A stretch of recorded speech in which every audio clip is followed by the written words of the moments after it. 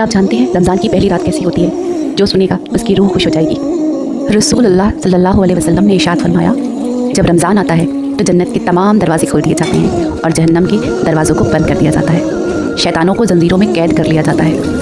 और इस महीने की ख़ास बात यह है कि हर एक नफल का सवाब फ़र्ज़ के बराबर कर दिया जाता है और एक फ़र्ज़ का सवाब 70 फ़र्ज़ के बराबर कर दिया जाता है। हदीस में आता है कि अगर बंदों को मालूम होता कि रमज़ान क्या है तो हमारी उम्मत कहती कि पूरा साल ही रमज़ान रहता।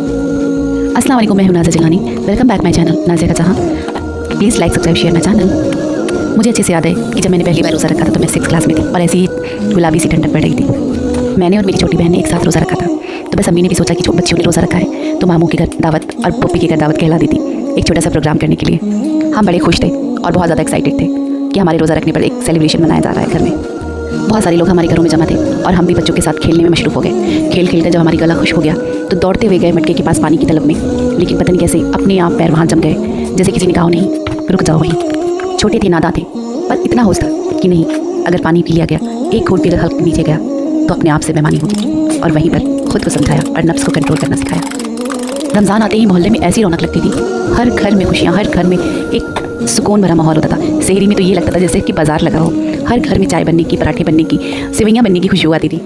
हम 5 बहनें, मेरे पापा, अम्मी, मेरी दादी, सब शहरी में उठते थे और सबके काम बटे होते थे। कभी मैं चाय बनाती थी तो मेरी बहन ब्रेड सेकती थी और कभी अम्मी फेनी को भिगा देती थी दूध में कि हम शहरी में सब लोग साथ में करेंगे, साथ में खाएंगे। वो ज़माना भी बहुत अच्छा था, बहुत अच्छा लगता था। कभी मेरी बारी लगती थी, कभी मेरी बहन की बारी लगती थी। हम बारी बारी से काम करते थे। शहरी का वक्त कब निकल जाता था पता ही नहीं चलता था और फजर की नमाज़ अदा करके हम सोने जाते थे।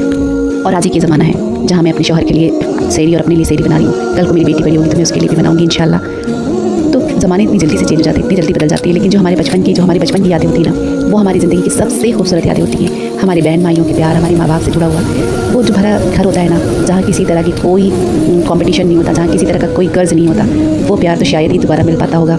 इस रमज़ान में अल्लाह से दुआ करती हूँ कि मेरे माँ बाप, मेरे भाई बहनों और मेरे जितने भी करीबी हैं सबको अल्लाह खुश रखे, आबाद रखे और उनकी परेशानियों को दूर करे। इस रमज़ान के सदक़े में अल्लाह हमारे गुनाहों को माफ़ करे, हमें नेक अमल करने की तौफीक दे। अल्लाह का ढेरों ढेर शुक्र अदा करती हूँ कि अल्लाह ने इतनी सारी चीज़ों से नवाजा, इतना कुछ दिया है, उसका लाख लाख शुक्र है। जब भी मुश्किलों में गिरी हूँ तो अल्लाह ने बहुत आसानी से मुझे वहाँ से निकाला है, उसके लिए भी अल्लाह का शुक्र है। कभी भी जब अकेलापन फील हुआ है तो अल्लाह ने मुझे ऐसे फील कराया है कि बस वो उनके मेरे साथ हैं, उसके लिए अल्लाह का शुक्र है। उन हर नेमतों के लिए अल्लाह का लाख लाख शुक्र है जिनका एक कंद भी, इसका एक हिस्सा भी हम अपने लिए नहीं बना सकते। हमें अच्छी सेहत दी, अच्छी ज़िंदगी दी, हमें हर मुश्किल से बचाए रखा, उसके लिए अल्लाह का लाख लाख शुक्र है। आज का व्लॉग बस यहीं तक है। इंशाल्लाह फिर नेक्स्ट व्लॉग में मुलाकात होगी। दुआओं में याद रखिए।